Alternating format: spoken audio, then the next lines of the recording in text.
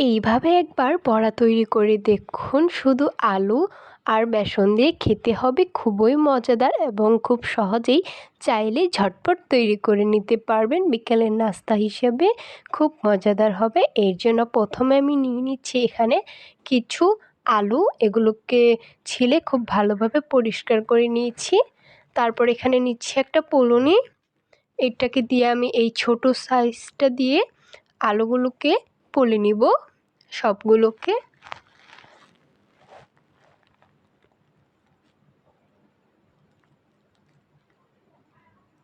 তবে আস্তে আস্তে করতে হবে, দেখতে হবে হাত যেন আবার না কেটে যায়।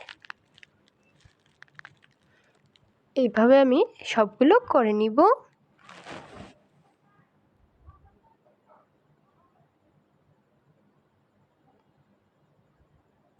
দেখুন এটা এইরকম হবে, মোটাটা দিয়ে করবেন না, তাহলে ভালো হবে না। যে সবগুলো করে নিয়েছি।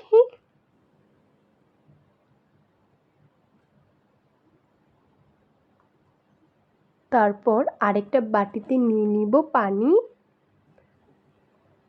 পানিটার মধ্যে আমরা সেই পোলা আলুগুলোকে দিয়ে দিব।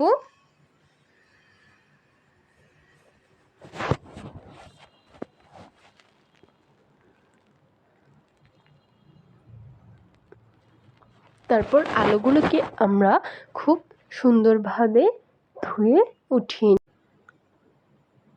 এটাকে হালকা হাত দিয়ে এভাবে চেপে চেপে উঠাবেন, যেন আলুগুলোর সাথে কোনো পানি না লেগে থাকে। এভাবে সবগুলো ধুয়ে পরিষ্কার করে নিব। আমি আলুগুলোকে 2 বার ধুয়ে নিচ্ছি।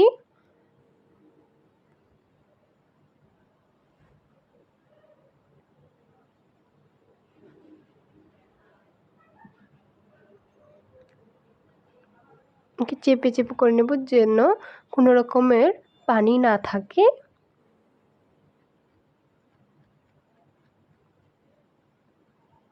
তারপর এটাকে হালকা ছড়িয়ে দিচ্ছি।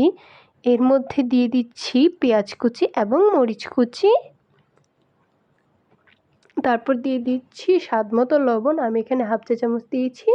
আর দিচ্ছি মরিচের গুঁড়ো, হলুদের গুঁড়ো, জিরার গুঁড়ো দিয়ে খুব ভালোভাবে এগুলোকে মিক্স করে নিব।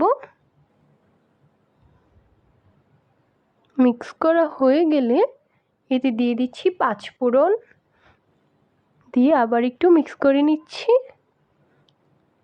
তারপর এখানে দিচ্ছি বেসন,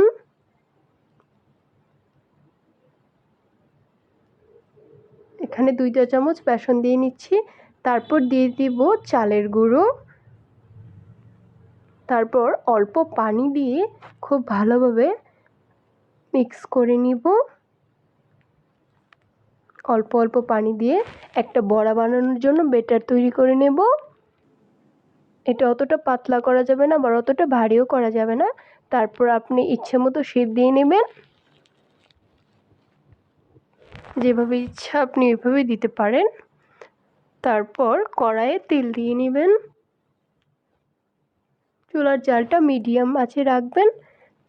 তারপর আপনি সেই বাটারটা আপনার ইচ্ছা মতো করে তারপর তেলে দিয়ে দিবেন সবগুলোকে। তারপর এই সাইডটা আমরা খুব ভালোভাবে ভেজে নিব।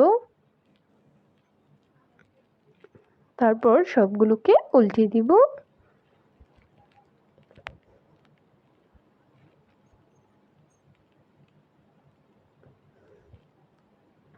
সবগুলোকে উল্টানো হয়ে গেলে আমরা ওই পাশটাকেও খুব ভালোভাবে ভেজে নেব।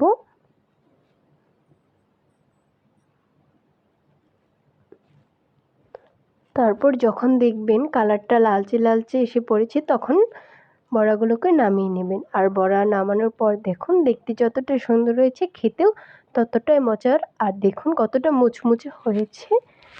এটা কিন্তু খুব সহজ, চাইলেই ঝটপট তৈরি করে নিতে পারেন। এটা খেতেও খুব মজাদার হবে, চাইলে একবার তৈরি করে দেখতে পারেন।